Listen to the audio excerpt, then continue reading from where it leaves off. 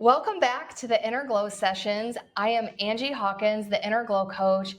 I help high achieving women stop chasing love and approval outside of themselves and start radiating it from within so they can finally feel happy, free, and loved for who they are. And last week I talked about what my coaching philosophy is all about and the method I use with my clients. But this week, I'm going to talk about the backstory of how I came to be the Inner Glow coach. And like most people, my origin story starts in my childhood. The best way to describe my childhood is that I grew up in a home where both of my parents were emotionally unavailable. And as an adult, I completely understand what that means and why they were the way they were. But as a child, I didn't have the tools or knowledge to be able to interpret the situation appropriately. So the way I interpreted it as a child was I developed this belief that I didn't deserve to be loved because I felt like it was my fault and something was inherently wrong with me. And as many of you know, your beliefs dictate your actions and behaviors, and that's what dictate the experiences that you draw into your life. And so, needless to say, I struggled for a very long time in my life because I was a people pleaser. I was always performing and chasing for love and approval. I was always an overachiever. At school, I had to be a straight A student because my grades proved my worth. At work, I had to be the top performer because that proved my worth. I would run marathons and I would always have to beat my own time because that would prove my worth. I would also get competitive because in some local races in Chicago, it would be like the same people. So I would even get competitive with the other people in the race because I felt like having these awards and achievements and things outside of myself, I thought those were the things that made me worthy because I didn't feel like I was inherently worthy just being. And it's really an exhausting way to live. It's also extremely unhappy and unfulfilling. I knew I was miserable, but the problem was because my self-worth was so low, I didn't even really believe that happiness and fulfillment was something that was even available for me. Like I would see other people had it and I felt like it was something that was available. I just didn't feel like it was available for me. And the first turning point in this journey the first major turning point came in 2017. My boyfriend broke up with me, and then my dad died. And I was 37 years old. I had spent 37 years repressing my feelings. And actually, on the topic of marathons, a lot of people ask me, like, oh, why did you run marathons? And I think they're expecting some like amazing answer. But the answer is because when you run marathons, you have to go on long runs. And on long runs, I would dissociate. So I ran marathons and trained for marathons so I could dissociate and not feel my feelings. That is the dark reason why I ran marathons. So my point is, at 37 years old, I had done everything I could to dissociate or numb or not feel my feelings. But I was in such profound grief between the breakup and my dad. I was in this position where I was forced to face my feelings, but I didn't have the tools for emotional regulation. So this was in February 2017. Not even joking, I spent the rest of the year feeling like shit because I was just stuck in these feelings, and not only the feelings of grief, but all of these repressed feelings from the past bubbled up to the surface. Like I would be in the grocery store and I would have a flashback from when I was like 10 years old and my mom criticized me or something like that, and it would just come to the surface and I would just start crying in the middle of the grocery store because I was a mess. Let's just put it that way. So then at the beginning of 2018, I finally was sick and tired of being sick and tired. And it was probably from this New Year's resolution energy that I was like, you know what? I want to be happy and I'm going to do something about it. So I decided, because I had always wanted to move to Hawaii, and my dad, when he died, he was 63. And that was my reminder that life is too short to not do what you want to do. So I decided I was going to move from Chicago to Hawaii, which on one hand is actually pretty amazing for that time. Because first of all, I was not courageous. For most of my life, I had been in this victim mentality and not taking agency over my life. So for one of the first times ever, I was actually taking agency and proactively doing something. Like, I want to be happy, so I'm taking this step to be happy. So there was probably also this glimmer that maybe happiness is available to me. But it was misguided in the sense that I was still reaching for things outside of myself to be the thing that made me feel better, because I was like, okay, if I change locations, then I'll feel better. So, spoiler alert, you can't move away from your problems. I will be the first person to tell you that, because it is true. So I moved here and I had the exact same problems.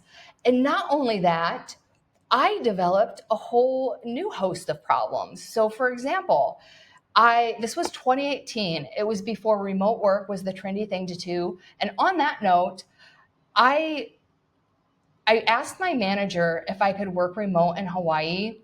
And that was also a very courageous thing for me to do at that time, because this is before remote work was trendy. So me asking him if I could move from Chicago to Hawaii and still keep my job, that was so outlandish. I honestly thought he was going to fire me on the spot for being such a dumbass. But surprisingly, he was basically like, I don't care where you are as long as you get your job done. So that part was easy. But when I got here, actually it was like a month before I moved, there was a huge management shakeup at work that threatened my role.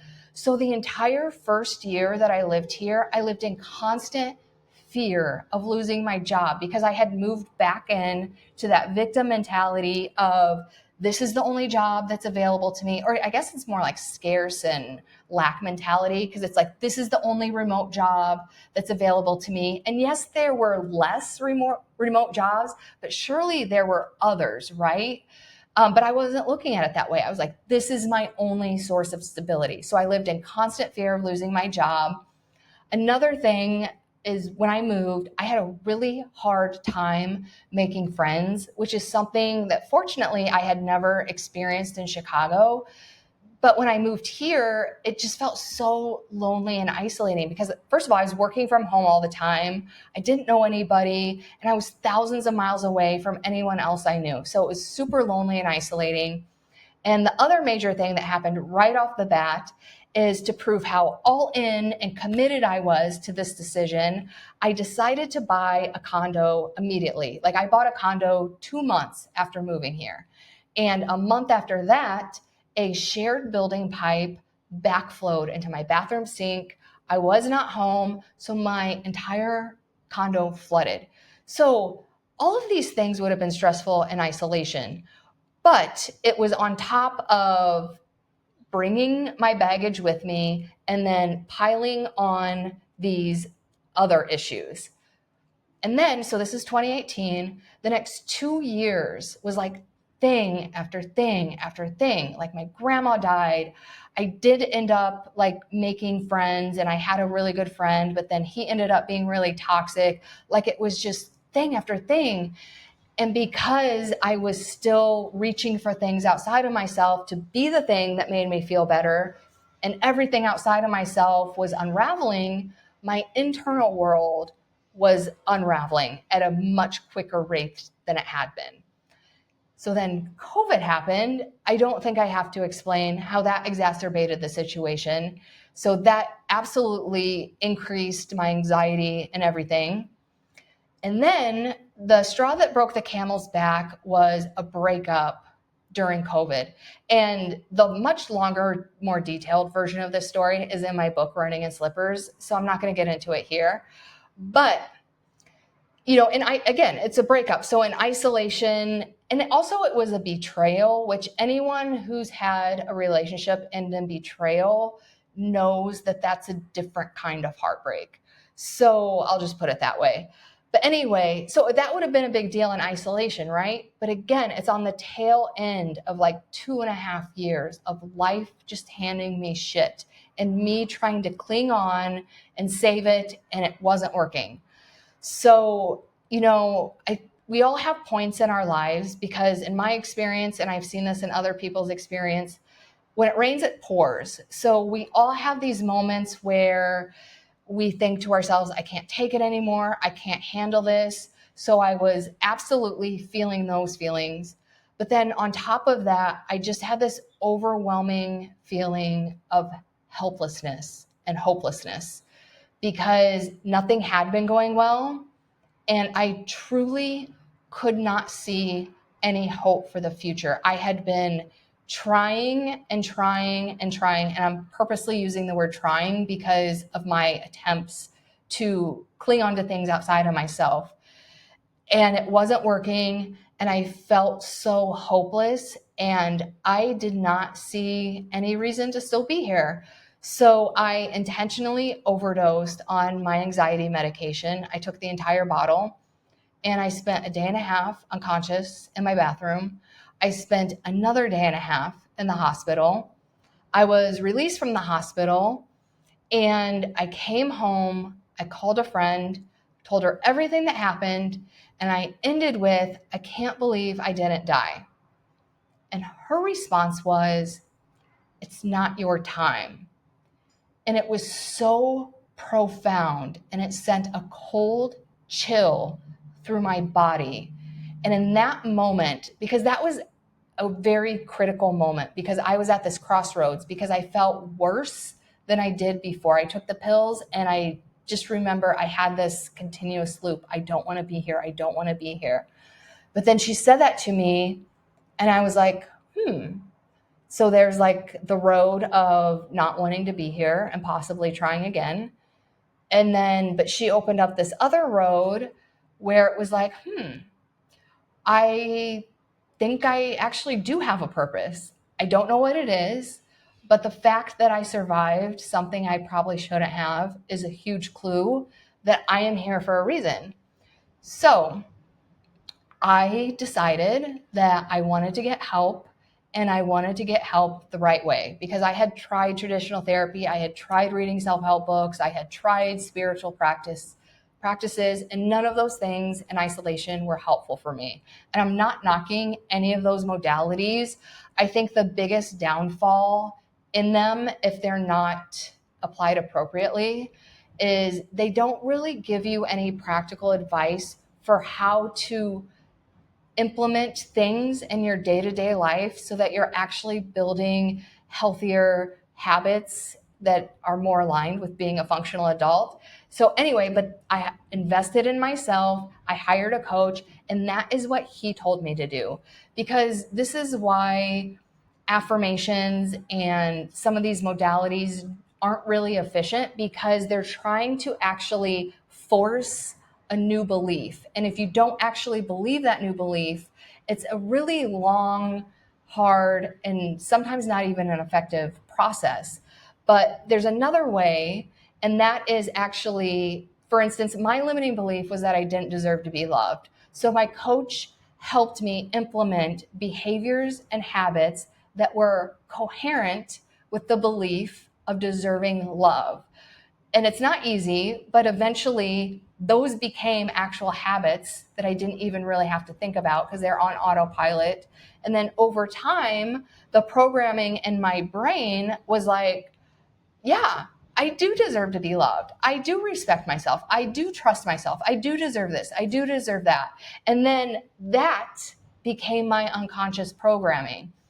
And it was so effective that I worked in corporate America for over 20 years. And it was so effective that I finally had this epiphany, I hate corporate America. It's not aligned with who I am. It's killing my soul. And I would love to say that that's when I developed the courage to just quit and start my own business. But I was not that courageous right off the bat because I was still stuck to this idea of a corporate job. It's stable, it's secure, all the things. But it took me 3 months, and I trained myself to feel safe in my body at the thought of quitting my job, starting my own business, and living off my savings until my business got up and running, which is my Inner Glow coaching business, by the way.